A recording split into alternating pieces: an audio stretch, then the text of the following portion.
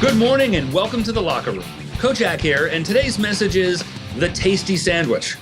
One of the simplest ways to tell whether or not someone will succeed at any endeavor or to explain why they succeeded at something is to check their level of commitment. How driven are they? What are they willing to give up to reach their goals? One of the easiest things to do is talk about what we're going to do. In real life, the hard part is actually doing it.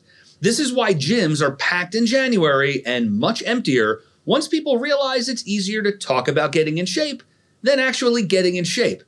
The biggest success comes to us when we commit. What does commitment mean?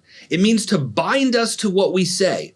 It's burning the ships, so we have no choice but to press forward and achieve our goals. Too many people I know have a plan B and a plan C, D, and E. This means that they never stake their claim to the big goal, instead settling for a shadow of what their heart truly desires. I was reminded about this recently when I was talking with our newest training class.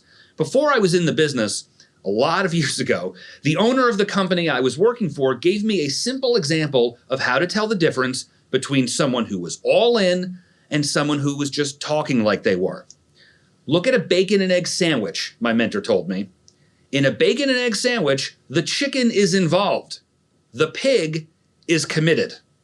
That stuck with me, and I've thought about that both while eating that tasty sandwich and when coaching myself and others about sacrifice. Most people want something amazing to happen, but aren't willing to give themselves over to the mission in order to get it. So today, let's check ourselves. Are we committed to our goals or just along for the ride? When we fully commit, we live our very best life. Thanks for joining me in the locker room today, guys. We'll see you next time. Make it an amazing day.